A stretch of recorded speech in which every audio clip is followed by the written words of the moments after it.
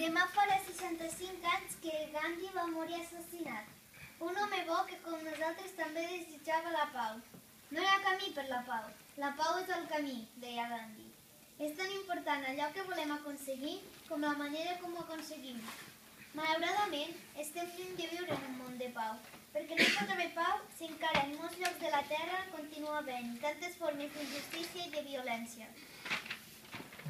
Les guerres, els atemptats, els maltractaments, l'explotació en el treball, la destrucció del medi ambient, són situacions que estan molt lluny de resoldre els conflictes i no fan altra cosa que afavorir la pobresa i la marginalitat. Entre nosaltres, amb els més propers, de vegades també vivim situacions de manca de pau, quan som poc solidaris, quan no ajudem al company més dèbil, quan mirem malament a l'altre, quan no diem la veritat, quan no volem compartir les nostres coses, quan ens riem dels demés, quan ens menyspreem. És per això que aquest curs cada classe llegeix un conte de la col·lecció de la Pipa de la Pau. I a partir d'aquest cal trobar un símbol que ens ajudi a identificar que la pau no és quelcom impossible com diuen alguns. La pau és respecte al medi ambient, a la desigualtat i a moltes més coses que caldria que tots vosaltres descobriu en el plafó de l'entrada que hem construït entre tots. Una de les persones més convençudes de la importància del treball per la pau, a més de Gandhi, és Bernard Benson.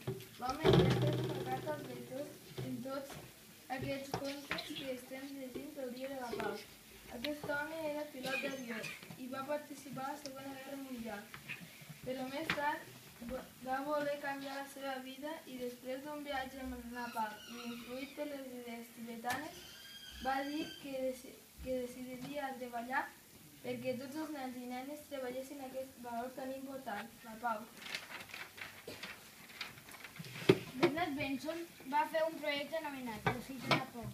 Consistia en agafar en un avió més de 300 nens i nenes de diferents països del món i que anessin a entrevistar-se amb els dirigents polítics del seu país per dir-los que acabessin en tot el desplegament d'armes i destinessin aquest munt de diners a altres necessitats de la humanitat.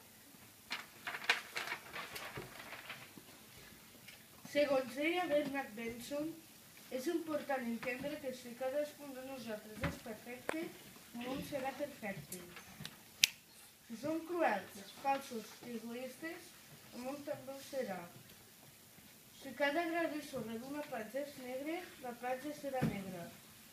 Si els grans són daurats, la platja serà daurada. Si cada bri d'herba d'un prat és verd, tot el prat serà verd. I si els brins d'herba s'assequen, tot el prat s'assecarà. No podem ocupar-nos del món, però sí que podem ocupar-nos de nosaltres mateixos. És per aquí per on hem de començar. Però què hem de fer per ser bons i generosos?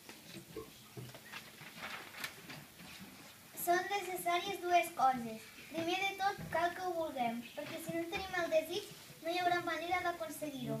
En segon lloc, hem d'anar en compte amb tot el que pensem, el que diem i el que fem. Si som positius, el món serà positiu. Volem, doncs, i molt especialment nosaltres, la classe dels polítics, que cada dia puguem fer una acció positiva per aconseguir un clima de classe, una escola, un col·le i un món millor. Aquest ha de ser el nostre granet de sorra per aconseguir el nostre desig, que diem tots plegats. Volem la pau a tot el món!